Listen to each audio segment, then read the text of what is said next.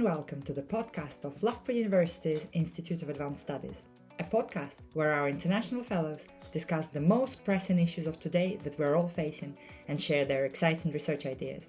We hope you enjoy today's talk. Thank you for tuning in. Good afternoon, everyone. I'm Professor Niňo-induced, and I'm the director of the Institute of Advanced Studies. Loughborough Institute of Advanced Studies is the place where we host our international fellows and where all the exciting interdisciplinary conversations happen. And I think the topic that we're discussing today, disasters, is unfortunately the topic that is kind of here that we're hearing about every day, particularly now that we're seeing what's happening around the world in LA and kind of across the globe, really. We're absolutely excited to host our first fellow of the 2025, Dr. Tanja Hendriks. Welcome, Tanja. It's really nice to have you today. It's particularly exciting to host somebody whose work I've been following. So it's like, I've read your paper. So yeah, thank you so much for joining us. And welcome to all of you here in the room in the International House and those of you joining us online. Just a couple of house rules. As always, we are running a hybrid seminar. So for those of you online, please post your questions in the Q&A section. We are monitoring the chat, so we'll be able to ask questions after the presentation. We should have time. For those of you in the room, please ask questions, suggest comments, and of course there will be conversation time, lunchtime after the presentation, informally with Tanja. Without any further ado, I would like to pass over to George Foden, who's hosting Tanja. Yeah, thank you. Hi, everyone. Yeah, I'm George Foden, and it's a pleasure to be hosting Tanja at the IAS. Tanja is a postdoctoral fellow at KU Leuven and a fellow of African Studies of the African Studies Centre at Leiden. And her research is on anthropology of the state, looking at development and disasters in Malawi. And we met in, I think it was probably October 2023 during my PhD fieldwork, and one of Tanja's many fieldwork adventures in Malawi. And we've been kind of in contact ever since, talking about potential plans and putting things to paper. So it's great to be able to welcome her here to actually get some of those plans into action. So thank you to the IAS, and I'll pass over to Tanja. Well, thank you so much. It's lovely to be introduced like this and to be able to visit Loughborough. Indeed, we met on fieldwork, and I knew Ksenia's work. So I'm also really honored to be here and slightly nervous to be presenting this work to you, but I'm really happy that all of you came. I know everybody's probably really busy and it's the start of a new semester soon. It's exams now, I think. So everybody's probably really busy catching up on all the stuff they wanted to do before Christmas. So I really appreciate everybody being here to listen to me. I will be presenting some work that is actually based on the book manuscript that I've recently submitted. So I'm really looking forward also to hearing what you guys think and where I could maybe sharpen the argument still, because I'm sure there'll be revisions to deal with once the manuscript comes back. So don't hold back in the comments and questions time, and I look forward to hearing what you think. I think I will just start. So in basically this talk, so my research is based on or grounded in the anthropology of the state. And in this talk, I really want to talk about the role of the state, especially in contexts and situations where it initially really appears incompetent, irrelevant, or ill-equipped, and perhaps also invisible. Over the course of the talk, I will try and unpack this conundrum of how a state can be significant, insignificant, and indispensable at the same time. Doing so will help me to challenge and complicate popular and academic stereotypes about African civil servants and state functioning. And ultimately, it will lead me to argue that disaster relief interventions like the one that I'll be discussing actually throw the state itself into relief and render visible civil servants' sense of duty and what it is up against as well during these difficult times.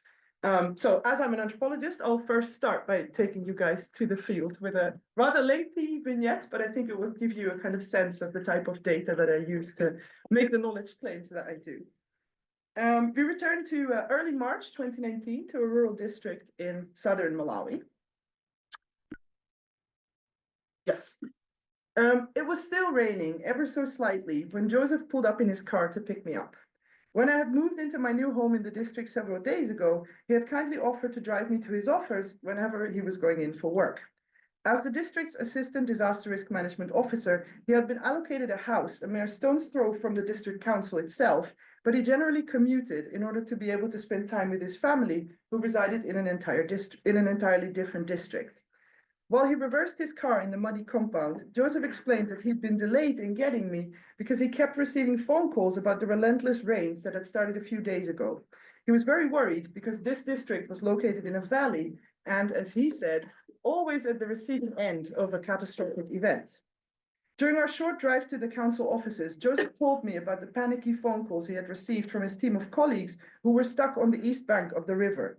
They had traveled there yesterday with a truck of food aid to do distributions as part of an annual intervention for food insecurity, but they were now failing to make their way back to the main road. The area was only accessible via a dirt road that traverses several streams, which had now turned into full-blown impassable rivers. Joseph worried that if the water levels would continue to rise, the team could be stuck there for a very long time, and so would the truck be. Later that same day, when it became clear that Malawi was actually experiencing the effects of Cyclone Idai, Joseph would make a phone call to his bosses in Lilongwe, Malawi's capital city, to inform them of the unfolding situation. And when I asked him why he had made that phone call and what the goal of informing them of ongoing flooding actually was, maybe getting funds or extra assistance, he just laughed and he said, no, we won't get funding or extra assistance. I just have to keep them informed. I'm the one who's informing government. Over the course of my fieldwork, this is basically what I learned, that a lot of Joseph's craft actually is doing things without funds and just doing them because you feel they should be done. Inside the district offices that day, we found ourselves in a really strange kind of calm before the storm. Outside, the rains continued and waters rose, while inside the office, it was the tension that was rising. It became almost tangible as Joseph sat behind his desk, troubled and restless, but powerless to do anything other than wait for the inevitable reports about the impacts of the rains caused by Idai to come in.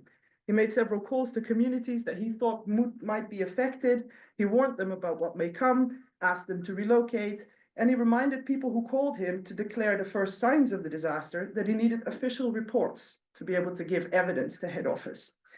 Anticipating that the situation would worsen even further, he also decided to call a meeting of the District Civil Protection Committee the next day at 8 a.m. The next day at 7:45, he came to pick me up again, and he said, I have not slept. I've been operating a phone booth all night, he exclaimed. The imminent flooding was the talk of the town, and rumor had it that the strong shear currents were destabilizing the bridge that connects the district to the rest of the country. He invited me into his car, and I saw that he was accompanied by his close friend and assistant, Kondwani, who is also on this picture. On the right is Kondwani, on the left is Joseph. And we decided that instead of going to the offices, it was better to go to the bridge to actually look at the situation. And they quickly grabbed, when we got to the bridge, they quickly grabbed what they jokingly refer to as their disaster gear, which is the gumboots that you can see that both of them wearing, and the umbrella. And we walked towards the bridge in the rain. I felt really quite unprepared for the scenario that was unfolding because the rains that had clearly caused flooding, you can see that the trees kind of look like bushes. And this tar road is the only tar road in the district. It's the only one connecting this district to the rest of the country. But you can see that it kind of ends in the water. So we were already cut off at this point. The shear had clearly burst its banks and it caused flooding as far as the eye could see. Kondwani took some pictures of the trees and Joseph was on the phone. You can see that in this picture as well. He kept calling people. And when he managed to get a call through to one of his bosses at head office, he spoke really fast and I discerned a hint of panic in his voice, where he was explaining that this was worse than the floods of 2016, the floods of 2015, and all the ones that he had seen before. The whole district is affected, he exclaimed. We need assistance.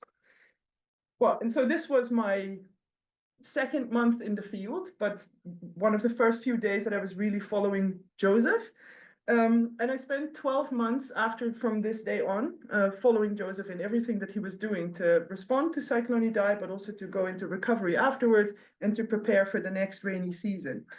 And Cyclone Idai has by now been overtaken by many other cyclones that have been way more deadly. But in 2019, Cyclone Idai was one of the deadliest cyclones that took place in Southern Africa. It caused days of incessant rains, really strong winds that caused landslides, but also lots of mudslides and rivers in places where they normally wouldn't reach. Lots of destruction and displacement, also in Mozambique and Zimbabwe. In Malawi, 60 people were killed, tens of thousands became internally displaced, and more than thousands of hectares of crops were destroyed. And this is really important in a country where 85% of people are directly reliant on subsistence farming. So this type of disaster immediately also triggers a new disaster in the season to come, namely hunger. The president declared a state of disaster in 15 of Malawi's 28 districts, which is different from a state of emergency, because in a state of emergency, sovereignty is renounced, basically, but in a state of disaster, sovereignty maintains or remains. And the declaration of a state of disaster enabled the president to call on the international community for additional assistance. And the word additional here is really crucial because the Malawi state and its citizens are profoundly dependent on humanitarian and development funding, also outside the context of disasters. About 40% of the Malawi state's budget comes from the international community through loans and all kinds of development aid. So as a country, you can say that Malawi kind of finds itself in a perfect storm. Malawi is located in southern Africa. I've put some maps, and this picture was taken by Joseph and myself when we were in the helicopter doing food distribution about 3 months after Cyclone Idai took place. So that gives you a kind of idea of the scale of actual destruction that this river caused. So Malawi is a donor-dependent country with almost half of its income coming from the international community, which also means that collaborations between state and non-state actors are standards. They don't just emerge when a disaster has occurred. They are a standard aspect of governance in the country.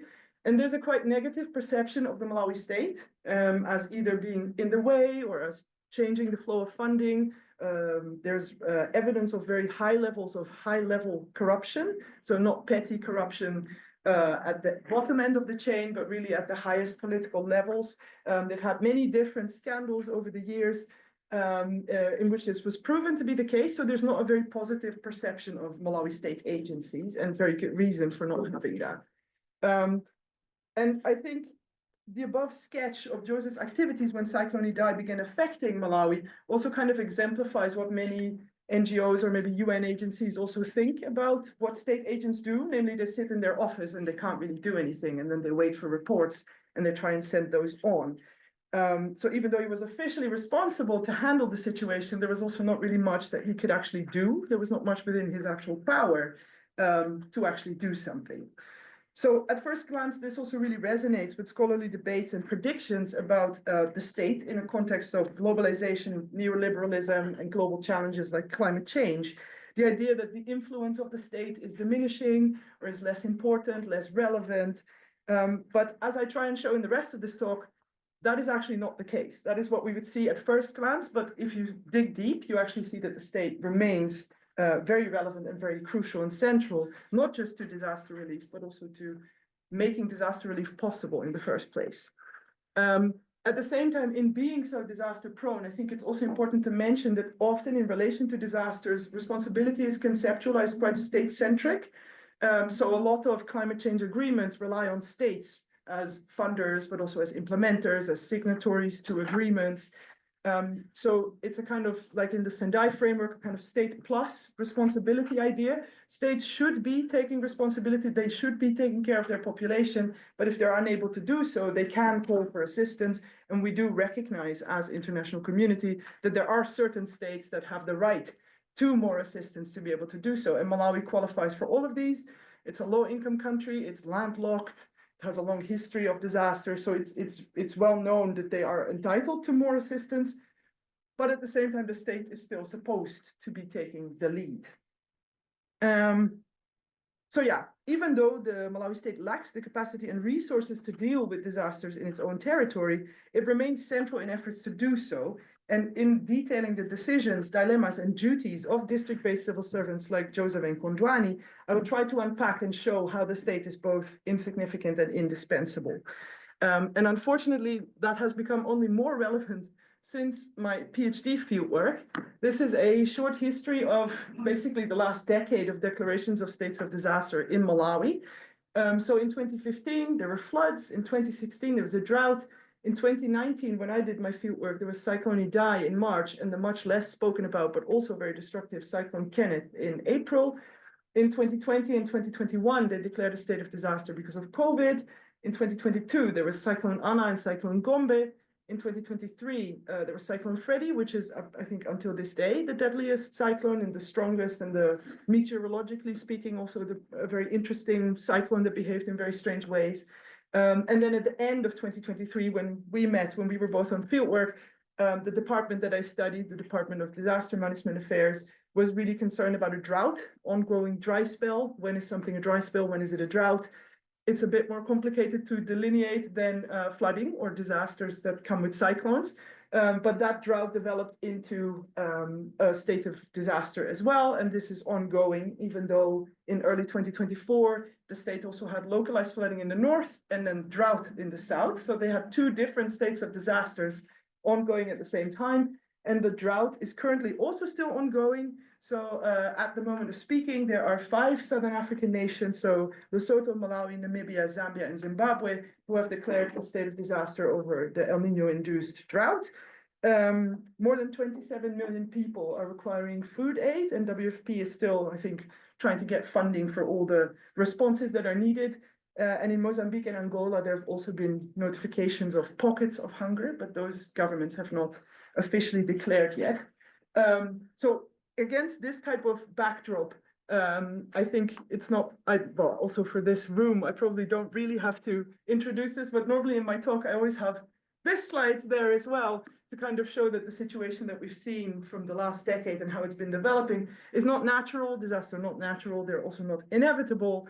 And not every flood or drought is also a disaster or is seen as a disaster. I mean, we now all hear about LA, and there's all kinds of reports on how the most expensive disaster of 2025 is already happening or has now already happened. But of course, there's all kinds of indicators that then dictate that that disaster gets a lot of media play and a lot of attention, whereas disasters in Malawi, according to insurance companies, also are cheaper to solve, actually happen a lot more. And this is, of course, because of all kinds of underlying patterns of inequality and vulnerability. Anthropologists, we were talking about it briefly already before the talk. Anthropologists have, of course, been active in disaster research and have since the 70s and probably also before been saying that because we do research at a local level, we are really well placed to speak about disasters and their disruptive effects, but also the changes and the continuities that happen and that kind of weave disasters into the everyday. And there's a famous sociologist, Eric Wolf, who at some point in the 90s said, we owe to anthropology the insights that the arrangements of a society become most visible when they are challenged by a crisis. And I think in this sense, studying the state and how the state functions in a time of disaster really reveals how it always functions, but just in a heightened fashion, kind of as if you put the state in a kind of pressure cooker. And this then also underlines how disasters do not so much cause, but rather reveal the rifts and the reasoning and relationships that we can study to actually understand the world we live in the everyday. And disasters as such present a problem for people who are experiencing them, but also for governance. And this is where I, as a scholar of bureaucracy, am also fascinated, because then we create special ministries and departments that are going to deal with things that bureaucracy can't deal with. Which I find an interesting challenge. But as such, disasters also really expose the limits of what we can plan and what we can govern for. So how did I study the state? Before I'll take you back to the field with more ethnographic data, I think it's really important to say how I looked at this. And I think African states have often been described as dysfunctional, corrupt, absent, invisible, clientelist, patrimonial, neo-patrimonial, just nothing positive, basically. And this is really interlinked with dominant development paradigms and how development industries have thought about the third world, or the global south, we call it these days. So in the 60s, in the 1960s, many African states gained independence. In the 1970s, that meant there was a focus on basic needs, because there was the supposed, apart from pockets of disaster, there's this thinking that these governments were more busy doing their own thing and not paying attention to their citizens. And therefore, it was a moral responsibility of the West to step in and do basic needs like education and food. In the 1980s, there was a more neoliberal flow. The structural adjustment programs were introduced, which actually slashed state capacity. So it forced states who took these type of loans from IMF and World Bank to reduce the number of civil servants that they had working for them. So it actually made them less powerful in a way. And in the 1990s, this kind of culminated into a crisis of governance due to a very influential World Bank report in 1989. The good governance agenda was then born. So the idea was that actually all the programs that the West had been introducing in the 40 years before had been correct. They just hadn't been implemented right. So the people pushing the buttons didn't do it correctly. They have afterwards, I think it's about 5 years ago now, they have apologized for the structural adjustment programs, and there has been more awareness that actually a lot of the mess we're currently seeing was not created by the states who are responsible for dealing with that mess. But that doesn't, alleviate the needs of those who are suffering the consequences in any way. And like I mentioned before, Malawi seems to fit with these kind of stereotypical or strongly political science-based views of what a state is and how it functions, in the sense that there has been proven misconduct with aid money. In 2013, a very big scandal which caused the UK to end its aid relationship. They've only resumed last year. In 2019, there was Tractorgate, issues with China. And in 2022, there was a very big corruption case, which is currently in court in London, with a UK national, Zunet Sattar, who was accused of bribing the government. And they've traced back a lot of his holdings to London, which is apparently the money laundering capital of the world. Anyway, so how did I study the state? What is even the state? On the left here, there's an example of a picture of the district archives. And I was not allowed to touch most of the documents because if you touch them, they would crumble. So this is a kind of Schrödinger archive. Like it's there, but if you try and consult it, it won't be there anymore. But it was being guarded, right? And this I find really important to stress. Like there's clearly no facilities to safeguard these type of documents, but they're considered important and they are being safeguarded. It's just that that doesn't yield much in practice. And on the right is a picture of the DODMA offices, so the offices of the Department of Disaster Management Affairs in Malawi's capital, which is where I've spent 9 months now doing fieldwork, and in the district I spent 12 months. So how did I study the state? Basically, I follow a kind of line of thinking from anthropology that started in the 1940s by Radcliffe Brown, and he stated that the state is not an empirical entity. So, and here I'm quoting him, the state in this sense does not exist in the phenomenal world. It is a fiction of the philosophers. What does exist is an organization or a collection of individual human beings connected by a complex system of relations.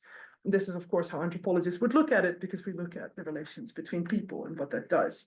Then Timothy Mitchell has written about the state as a structural effect, which I find really useful. And his definition here was, the state should be examined not as an actual structure, as something that we can touch or point at, but as the powerful metaphysical effect of practices that make such structures appear to exist. And this is where, for example, discourse is also important, because in me speaking about the state, I speak it into existence as well. We all kind of share an understanding that there is such a thing as the state, even though if you would ask me where it is, I wouldn't be able to point. Is the state in London? Is it in the municipality offices here? Everywhere, nowhere. It's in the practices that we perform that we actually make the state exist.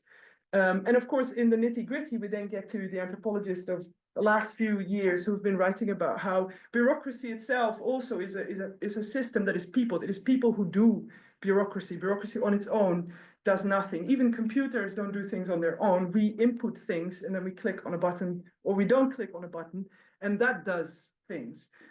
So this is how I look at the state, as something that people make, perform, do, enact in the everyday. And there's a really interesting edited volume by Thomas Bierschenk and Jean-Pierre Olivier de Sardin, who've written about African bureaucracies. Yes. Yeah. You see that there's fans in the room. This is great. I really love the book and their work, because I think they've really shown how working in contexts where a lot of the basic needs of bureaucracy that we have in the West and are presupposed to be present, such as offices with electricity, internet access, Excel programs on laptops, or even laptops for every employee, are not necessarily in place, which also means that the way in which the state is performed and functions is different. Not normative, so their big intervention was we shouldn't look at this normative to say, okay, they're doing it less good. It is simply a different way in which the state functions, and we should study how, because then we can also better understand how this might be improved and what would be considered improvement by those doing the state or performing it. So this is why I focus on practices, which I consider to be relational and functional. And without all these people, the state would not function. So the state would not work. And this brings me, in my case, to two people, because the two people that I spent the most time with are Joseph and Kondwani, who you saw on my first slide. This is a picture from Joseph during a food distribution. You can see he wears his vest, so he's also performing his department here, the Department of Disaster Management Affairs. And I studied him and the department that he works for well, since 2019 now, so for a total of about six years. And I've conducted over 20 months of field work, so 12 at district level following Joseph and Kondwani, and 9 months now at national level, where I followed 5 higher ranking civil servants. Using the anthropological method par excellence, so participant observation, so sharing time and place. And I conducted some interviews, but I basically shadowed Joseph and Kondwani. I speak Chichewa, which is Malawi's national language. So if people are speaking among themselves, I understand what is being said, but I don't speak all the different languages that are spoken in Malawi. So there are definitely also things I can't grasp, but usually I can follow what is going on. And a lot of government work also happens in English, because English is the official language and Chichewa is the national language. So a few words about DODMA specifically. So Malawi's DRM structure, if you want, the disaster risk management structure. Within Malawi state structures, DODMA occupies a kind of special place. It's a kind of government golden goose, you could say, because unless a disaster happens, it doesn't really have access to any funding because the state doesn't have enough funds to actually run this department. But when a disaster does happen, this department is the one that taps into all this international funding that suddenly comes in. They're the ones coordinating all of this. And this makes it a highly politicized department, also a difficult one to get access to, and one in which the leadership changes very regularly. So new ministers, new principal secretaries, new top layers. But the technical staff has remained very much the same in the last few years since I've been with them. So in the capital, there's about 120 officers, and now all 28 districts also have one officer, but of course this one officer, like Joseph, is responsible for a massive district, doesn't have its own budget line, doesn't have a car. It's a person with a desk, basically, responsible for coordinating. But yeah, that's obviously is quite challenging. And the department is the leading state agency during emergencies, during crises, during disasters, and anything related to humanitarian intervention. And it's therefore also at the heart of what has been described as the humanitarian development nexus. So these type of efforts to connect short-term interventions that focus on immediate needs with more longer, progress-focused, future-looking development interventions. So DODMA is also a kind of linchpin in that sense. And basically through my research, what I've found, or what I would like to propose here and share with you based on some ethnographic vignettes, is that there's 3 key elements of disaster governance that are maybe also representative of governance in Malawi in general. And I will unpack each of these and then argue that in all of these, we see that civil servants have to really push and showcase their sense of duty in order to actually make this system work in practice. So the characteristics of governance and disaster governance that emerge from my data are the centrality of quantitative data in decision-making, the need for numbers. Second, the reliance on all kinds of decentralized committees. And third, the collaborations with non-state actors. And actually, I can immediately point out that you can also see that in their national DRM structure, where there's a committee kind of structure with very committified. If we follow Foucault and technologies of governing, we can see that the organizational form of the committee is very present here, which means accountability for all kinds of decisions kind of moves down the scale, but obviously funding usually remains at the top. And in 2019, during my PhD, I was at a rather low level of bureaucracy or local government. And now for my postdoc, I'm at the top, where you can only see the supranational level kind of moving above that still. But yeah, this also contains a lot of these committees. Okay, so the first element of governing that is, or that really stood out to me, is how disasters are rendered governable to begin with.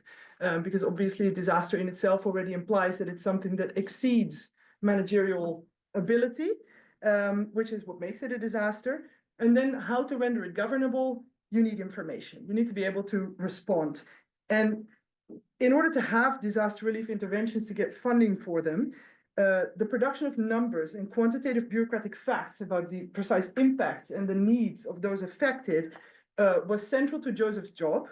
Basically, creating these numbers was what he was needing to do, but creating these numbers is also really hard. It's really hard work.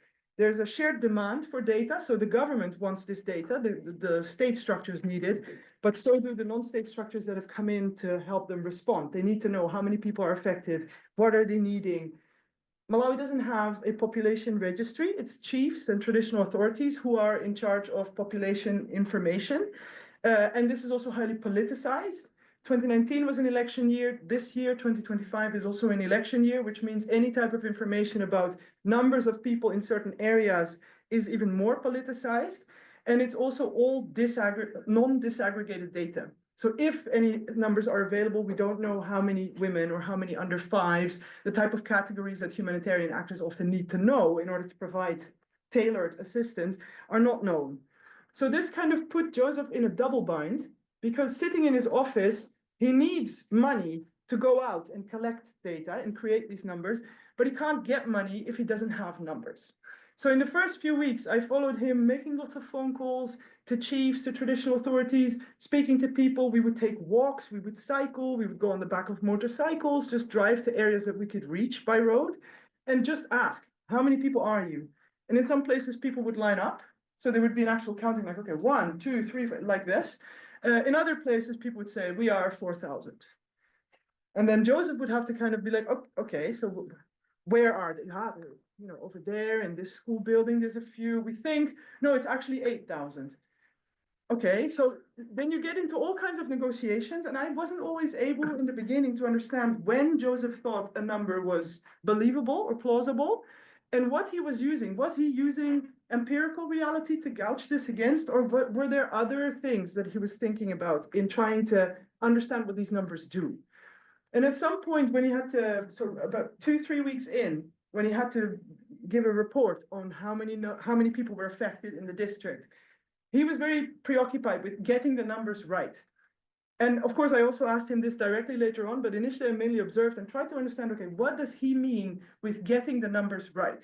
And so getting the numbers right meant having high enough numbers to force people to come in and assist, but not having such high numbers that it would seem as if he was exaggerating.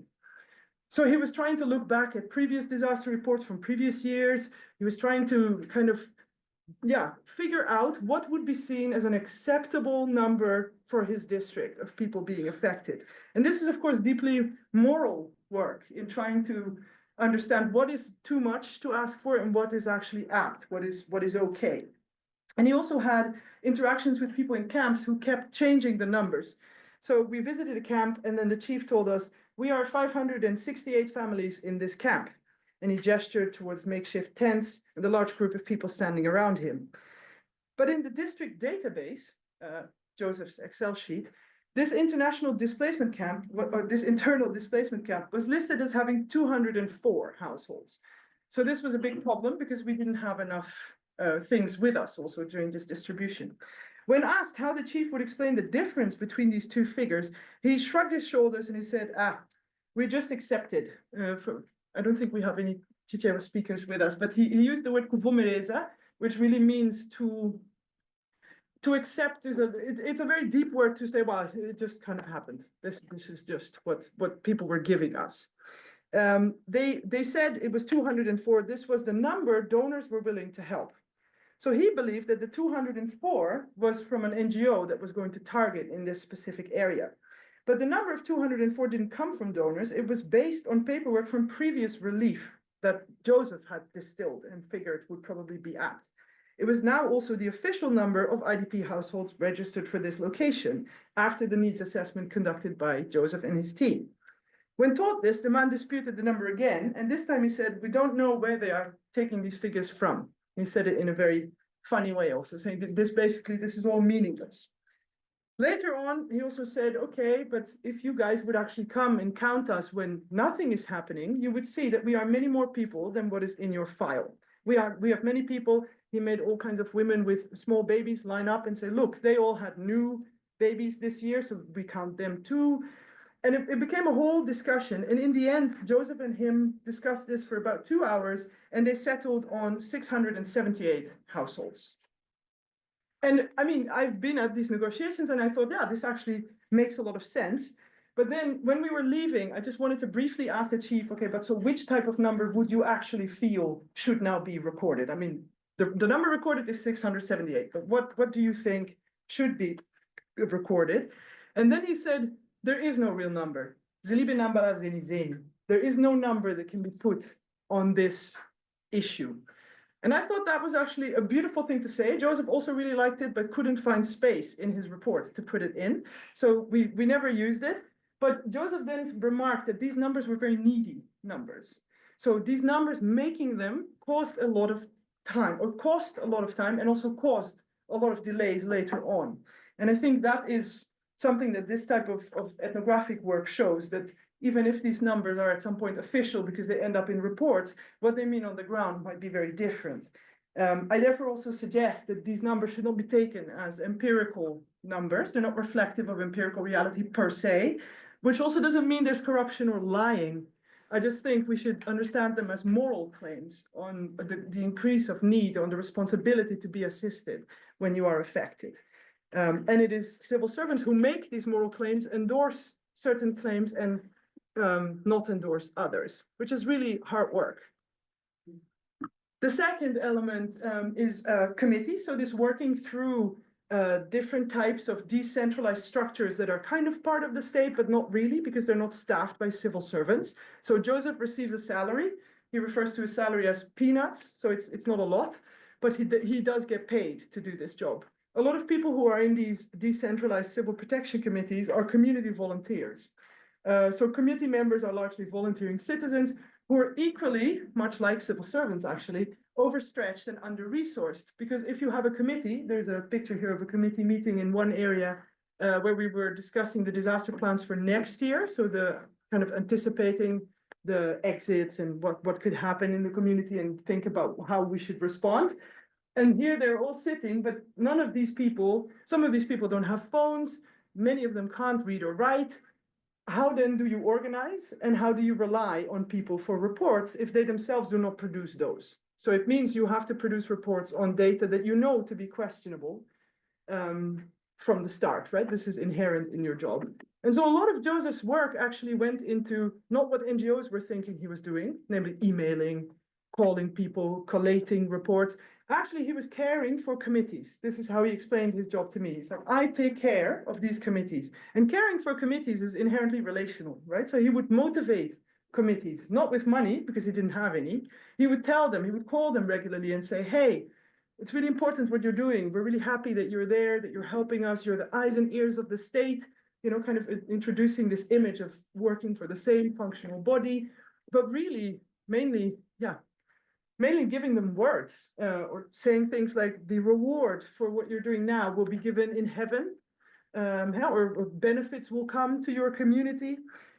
He would also try and lecture them on saying, especially when there have been conflicts and disputes between committees and chiefs who would call in with conflicting information, or chiefs being annoyed at committees taking too much space in the response. He would call people and say, well, to be chosen for a position in a committee is really important, and you are of importance because of this position, but it doesn't mean you're a boss. We are not bosses, but we are also not slaves as committees, because other committees were just being sent out by the chief to do a lot of work, and then people couldn't work on their farms and were getting really worked up about being in this committee. We are servants. Is what he would explain to them. So we serve the people, but in serving the people, you also serve yourself and the state. Volunteer work he presented as work that you give yourself to. So which is something that doesn't give profit, it doesn't yield benefits, but morally it benefits you. It means you're a good person, you're doing a good thing. And initially I kind of thought all these motivating calls and all these talking to committee members who had themselves sometimes also lost everything in the cyclone, right? So they have no more house, they can't be reached by phone, everything is gone. And then to be motivated by someone who is, paid to make you do part of his work for the state. I mean, I thought that was really difficult, and Joseph also really struggled with this often. This is where humor would sometimes come in. George and I have been talking about this, where he would try and make things light because it's all heavy enough already. But he also kind of admitted that this was basically the only way in which you can make a state function on a shoestring budget. If you don't have money to pay people, you're going to have to do something else. But all the airtime that he was using to call these people, the electricity needed for his phone to be charged to be able to reach these people, or that he would sometimes, after a meeting like this, would maybe buy some mandas, which are small donut kind of snacks. He would buy that out of, paying out of pocket, really, to keep these type of committees functioning. So actually here, he was funding the state in a way, right? So we see volunteer work needed in order to function, make official state structures function based on a relation with an officer who has to put in his own personality and his own time and money and effort into getting this done. So here we actually also see the state is central and marginal at the same time. On paper, all these committees exist, so it looks in order, but in practice, they're both central and marginal. If they switch on and if they start functioning, they do a lot. But if not, then if you can't get them to start, nothing happens. And then you're in big trouble. And the third one then brings me to collaborations. So this type of collaborative governing with much more powerful actors. And I've thought about this in the register of what anthropologist Hannah Brown has called a renegotiation of sovereign responsibilities. So looking at sovereignty as also something that is not just codified in law, but something you do in practice. You can be the sovereign, or you do sovereign acts. And here's a snippet of one of the crisis meetings at the beginning of Cyclone Idai, so early March, where Joseph from the Department of Disaster Management Affairs said, well, we're all here, we're all trying to come up with solutions. What are we going to do? Everything is flooded. I don't have resources. What are we going to be doing? So he was trying to give the floor to the rest of the people, those with money, to say, okay, well, we've got money for boats, or we can do this. And then because he had said, we are all the government, we should all be doing this together.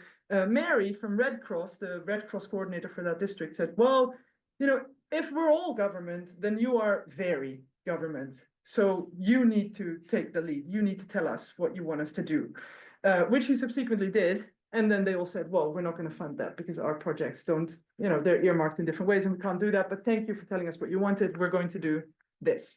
So Joseph and Mary both obviously knew that this was going to happen, but this was a play that they did play out. And I think it's significant here that it was Mary from Red Cross, because Red Cross has this specific auxiliary role in which they're really careful about mandates and not overstepping.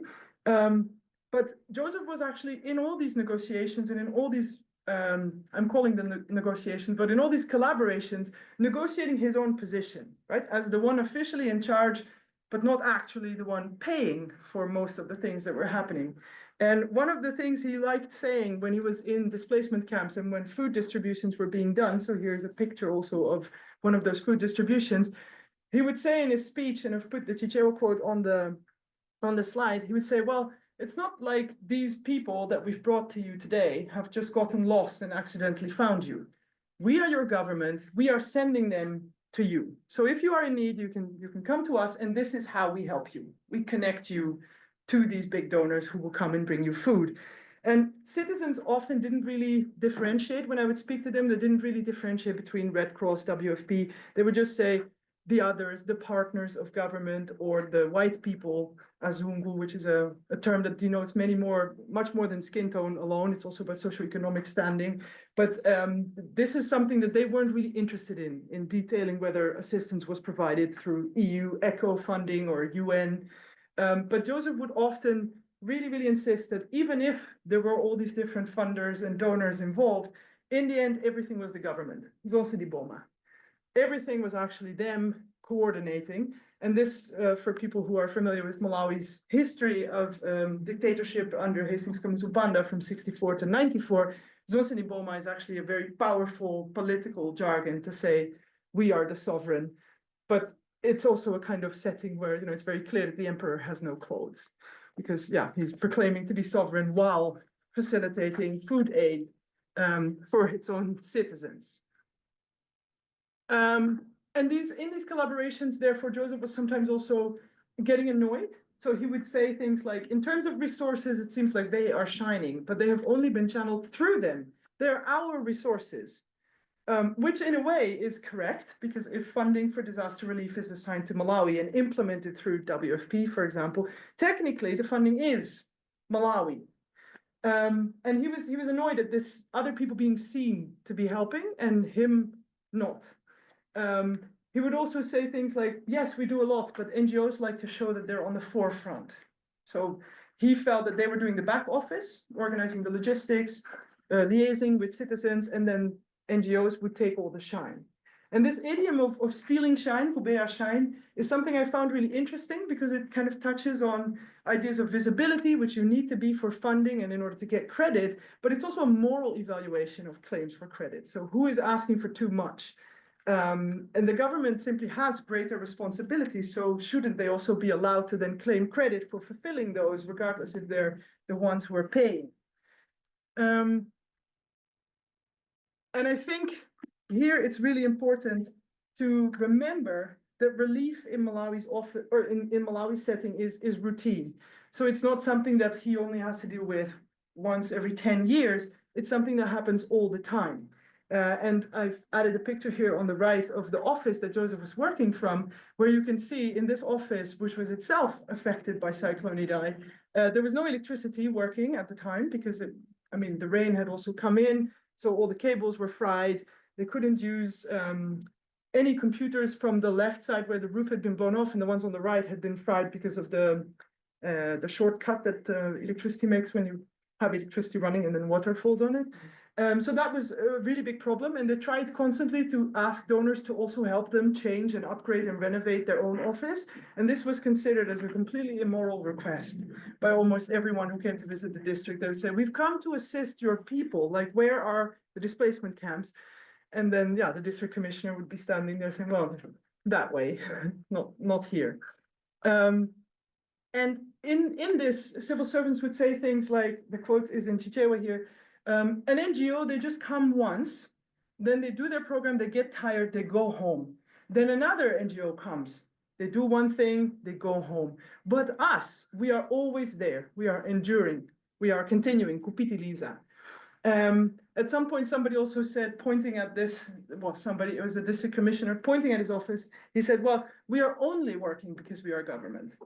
If we weren't state, no NGO would let us work from this, like no NGO has to work from this type of setting. We wouldn't be expected to do it, but because we are the government, we have to. And he didn't mean that as, look at us, that was more his colleague who said, we are Malawians and therefore we work in makeshift offices to serve the people. This was a very grand statement, but this other person really meant it in a much more cynical way, saying, well, in the end, somebody has to do this, and apparently it's us.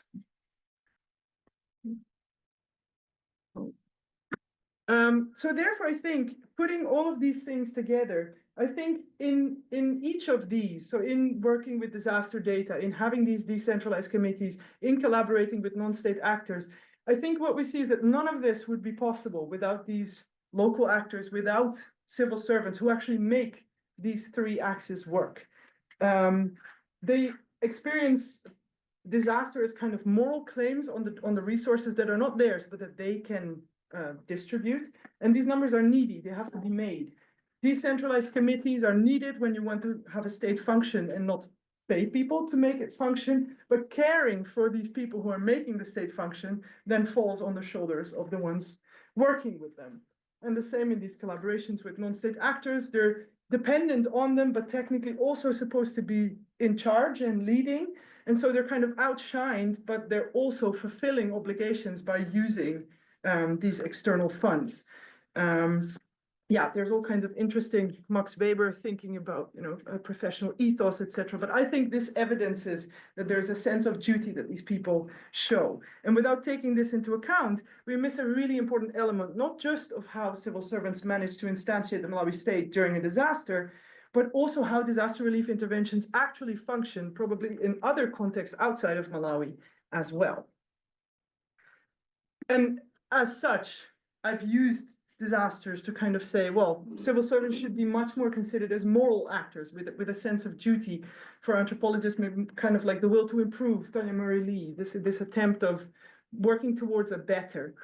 And therefore, seeing the state in relief, I think, provides a counter narrative to civil servants as ignorant, indifferent, incapable, or the state as in the way, and rather showcases all the work that is being done despite also appearing incompetent and irrelevant, or even themselves considering their work incompetent, insignificant, and irrelevant. It is also indispensable.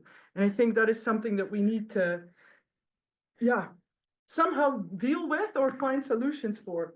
So in this presentation, I've tried to grapple with this donor-dependent and disaster-prone state example of Malawi, and showing how it's both indispensable and insignificant, to explore what that means also for our understandings of how states function in the Anthropocene, if we want to really blow it to a global scale. Initially appearing incompetent, irrelevant, and ill-equipped, this same declaration of disaster that kind of exacerbates or makes them admit that they're not able to deal with the situation is actually a sovereign act, right? Without declaring this, none of the other actors can actually spring into action. So state power is actually underlined in saying it's dealing with things that are beyond its power. Relief interventions are largely financed and implemented by non-state and humanitarian actors, but they do so in official collaboration with the civil servants, who perform crucial tasks to actually facilitate and enable these in practice. Often eclipsed by a much larger humanitarian apparatus, DODMA and its civil servants officially have and actively practically take the responsibility to coordinate these interventions, even though they struggle to do so satisfactorily, also according to their own standards.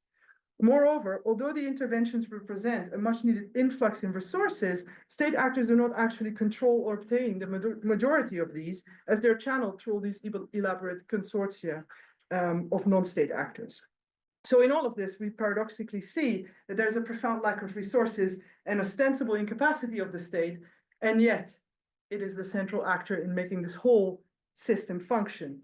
So I guess in that sense, my work also provides or tries to provide a really forceful counter-argument to more Afro-pessimist narratives on states and what states can do and what we can expect of states in the age of globalization and climate change and neoliberalism. And I think it also challenges these persistent stereotypes that are coming from somewhere and also in practice sometimes true. But these stereotypes about civil servants being corrupt or venal or indifferent or not caring. And I think the focus on critique that has so often been embraced and that we as critical scholars also like, has maybe swung the pendulum to the wrong side here, where the focus on critique was well-founded and productive, but it had also rendered it completely irrelevant to look at civil servants' personal motivations or their professional ethos, because it doesn't matter. What we already know what they do if we look at the outcome, right? And the outcome is maybe not so shiny. And I therefore think that thinking from this perspective of the sense of duty and seeing them as moral actors is much more productive in understanding what actually happens on the ground. And Malawi's predicament therefore displays, first and foremost, the profound inequalities that render Malawians much more vulnerable to the impacts of climate change effects, as these simultaneously render the Malawi state less able to protect its citizens and engage in effective disaster risk reduction. So because they're failing in doing this, and because they keep being hit, they also somehow appear as irresponsible or unable to learn or get on top of what is happening. And the structures of power that undergird the times and the world we live in should be kept in mind when we assess disaster relief interventions or when we look at what is actually going on. The outcome doesn't always tell the whole story. And of course, there's all these stories now about blaming the climate for disasters, which I'll skip because of time. And there are a lot of high-functioning or high-level bureaucrats who will also say these things and say, well, we're not really responsible. This is climate change. I'm also not meaning that we should hide behind these type of narratives, because I think that really also just makes it really difficult to say who is accountable or who should be accountable.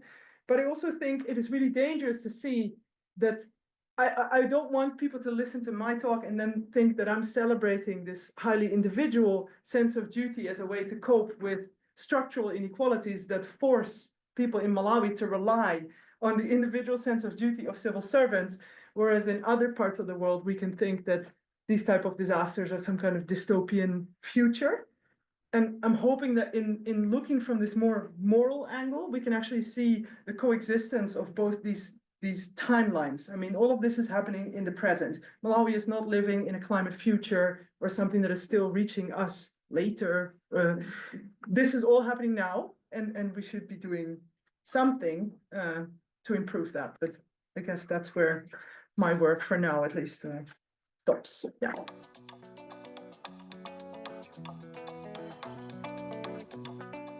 Thank you for listening to the podcast of Loughborough University's Institute of Advanced Studies. A quick reminder about how to stay connected. You can find us on Blue Sky, LinkedIn, and Instagram, and you can also watch the presentations on YouTube. The podcast is available on all the major platforms. Please download, share, and most importantly, subscribe. See you next time.